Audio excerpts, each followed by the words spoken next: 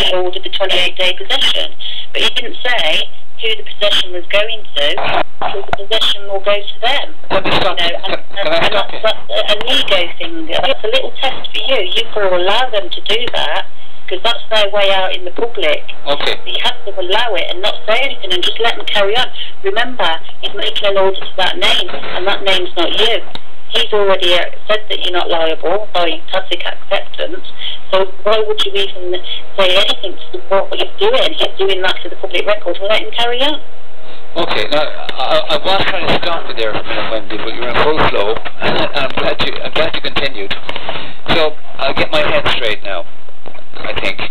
So, you're living in your house at the moment, and today is, and don't contradict me on this now, today is the 28th of October, and you're still there, and you're still able to make a cup of tea. And yeah, it's a lovely house. I've been in the house, lads. It's a beautiful house, and nobody would want to leave it, actually. So, you're there, you're living peacefully, you're a nice, peaceful and happy. You're learning your stuff, you're doing your artwork, you're doing what you really enjoy, you're living life as best you can.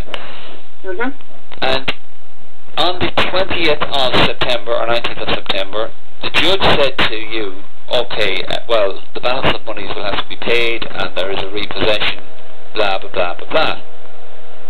And how long ago was that, Wendy? How long ago was the 20th or the 19th of September? How long ago was what? How long ago was the 19th or 20th of September? It must be at least 30 days, is it? Yeah, it's been 40 days. 40 days? Or 38 days, something like that. Nobody's come banging on your door saying, come on, Wendy, out you go. No? No. And what date did the judge say you had to be out by? The 18th. The 18th. So, approximately 10 days ago, or 10 days ago. Yes, 10 days ago, yeah. You should have left your property. Yeah. So, are you sure now nobody knocked on your door and asked you to leave? No, positive. Were you there on the 18th? I stayed in all day. Actually, I did get a knock on the door. Yeah. And it was a TV licence man. We talked about the TV licence man before. He wants to steal your telly or something, doesn't he? He wants to take away your telly. Well, no, he wants to fine me because I haven't got a TV licence. All right, okay. Well, he was prepared to take your TV instead of the licence the last time, wasn't he? Maybe that was somebody else. That wasn't me, no. No, I think it was you, but you won't admit it now, you see. Okay, well, I have it on, folks, I have it on record. We talked about this before, about the TV licence man, and he wants Wendy's TV. I don't know why he wants Wendy's TV. But, so you're still in the house. Yep. And you're still watching your TV. Yep. And you're still doing your painting and making nice cups of tea. Yep. And calling me on Skype. And everything is rosy in the garden. It is. And some nice roses in your garden too. So everything is beautiful and it's great, it's peaceful. Oh, it's not completely peaceful. I mean, I had bailiffs around my door yesterday. What did they want? No, the day before yesterday, Monday. What did they say? Monday I had bailiffs around my door from council tax. Okay, well that's another thing. I mean that must seem quite significant now, considering what you've achieved so far with the house. Oh, absolutely. I'm not bothered. I'm not fazed by it at all. I can deal with them, no problem. Okay. Now again, I'll put this message out in my words for the people that are listening here in Ireland, in the UK, in France, Germany, and those listeners all over the world now. We've got something like 150,000 people tuning in to the station at the moment. That, once again, Wendy, you've been through a process that isn't for everybody. And I must say I've met Wendy only the once, and you're extremely peaceful and content, and you've studied really, really hard all this material. But I think what's significant, what struck me about you, Wendy, is that you've made a decision, and you stuck by that decision in a very peaceful manner. And I remember you saying it to me, I'm not going anywhere. Is that right? Hello, right. Hello, Wendy. Yeah, I can hear you. You still there? So you remember? Yeah, I'm still here. Yeah, I remember you saying to me, in summary, that you said, well, I'm not going anywhere. Yep. So, you're still there. And I'm still here, yeah. That's in my heart. I've got 100% belief in what I'm doing. I've got 100% belief that I'm entitled to stay in this house. Yeah. And I know exactly what I need to say. Yeah. Coming from my heart, and that's it. I'm not moving. I'm not going anywhere. Well, this is one thing that I'd say to people as well, Wendy. Now, I have not been in the situation that you're in, and I would hope never to be in that situation, to be honest with you, because I think what you've done is phenomenal, and I think it takes an awful lot of bottle and guts and passion and all the rest of it to do what you did. But something that I think is very important that people have to get into their head is that when you make the decision to stay, you can stay. Nobody will actually put you out if you... Is that right? That's right, as long as you're peaceful. Peaceful, absolutely, yes. Yeah, if you start being violent at people at the door and shouting your mouth off and being argumentative, then you forget it. You're going to be out on your ear, and that's it. Yeah, okay. But again... It's about asking questions at the door, really. And if they don't give you answers, they're tacitly accepting what you say. Okay. And they will go away. They will go away. Yeah. Because, yeah, I mean, once they see that you know who you are, I think it's not... Yeah. You know who you are, you know what life you want to lead, and you're going to lead that life irrespective of what's thrown at you. Yeah. Now, just going back, I mean, I would stay on this call like for hours just to find out what's in your head, to be honest with you. So we go back now to the 20th of September when the judge, is there anything you want to throw in there? I mean, the process, you walked into the court. What happened when you walked into the court? What were you faced with? Well, my story goes back to July, really. July, okay. The 26th of July was the first time I was in court. I made claims in that one. And I made a lot of claims in that one. Yeah. And the judge wanted me to go and see a GP. Or wanted the name to go and see a GP. Basically, going down the mental health route with me. Yeah. So, I told him I didn't agree to that, not the name, and, I haven't got a doctor and all of this stuff.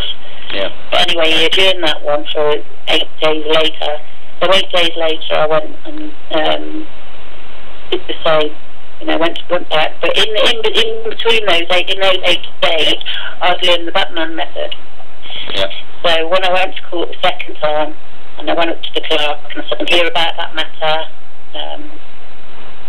I'm a peaceful inhabitant. I did those 4 little cornerstones, and the clerk was kind of a bit, he was saying, he was trying to get me to say I'm the name, and I was saying, no, I'm not the name, and he said, no, you miss Wendy then, and I was saying, no, I'm not miss anything, and he wouldn't let me in, and I said, well, I do need to speak to the judge to give him some first-hand knowledge, and I need to go above, speak to somebody above you if you're not going to let me go in and see the judge. Yeah.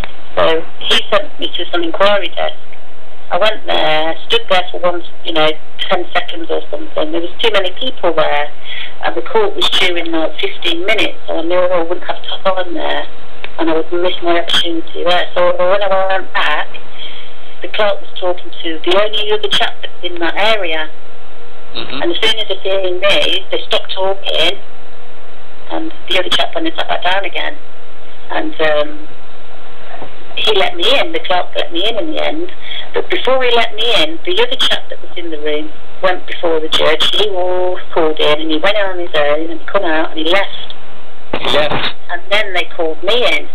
Who do you think this chap was? Who do you think this guy was? I think he was the solicitor for the bank, but when they heard what I was saying, yeah, they were like, I'm not going in there now, we don't know what she knows. They wanted to know what I know, because I'd said something, yeah, okay. something that was right. Yeah. So he shut off, because he didn't want to go in there claiming the name, you see. Ah, okay. Because he would have got the liability, so he left it. Yep, okay. And then they took me into the judge and said that the bank hadn't turned up. So where's the controversy? So anyway, if the bank hadn't turned up, Wendy, they're absent, aren't they? Yeah. So basically, they couldn't present a case then, could they? In any context? No, and I could have won then, but still continued on this route because I knew this was the right route I was going down. Okay, fair enough. Yep. So I continued with that, not the name, blah de blah, and he adjourned it then. But I'm going to adjourn it for a month. The judge had you. So we did the adjournment, and that was like 6 weeks later. Actually, I got the next one, which was the 20th of September. So when did the judge in the first case, in the first instance in July, had you in there without the bank being present? No, the first time the bank was present. What was it? And the judge ordered that I went to see a doctor and adjourned for a week and a day for me to go and see a doctor to check my mental health. Okay. Yeah. And then the second time, I went before the judge and the bank weren't there, but neither was the name, neither was, the person, somebody representing the person, because I weren't going in as a person. Yeah. So basically it was between the judge and the name in that court that day, so he just settled it easily. Yeah, this is something else. I mean, you decided a certain route. Other people, if they'd have seen that information, depending of course on how well they're trained and how much the knowledge they have, somebody else might have settled it the first day, somebody else might have settled it the second day. You went in a third time then? Yeah, so then I went back on the 20th, and that's when they called me in, which was, I had 6 weeks then. Yeah. So I learned loads of stuff in that 6 weeks. That was great for me. But it's still hard to do when you get in there, and I still made my mistakes, Absolutely, yeah. And I know I'd be very different. If I did it again today even, I'd be totally different than I was last time. Would you say less? Would you actually say less or say more, Wendy, if you went in again and had to do it again? Would I say what? Would you say a lot less? Yeah, I'd say less. Okay. So, because you'd be well rehearsed, you'd have a lot more knowledge, and... Yeah. Okay. Yeah.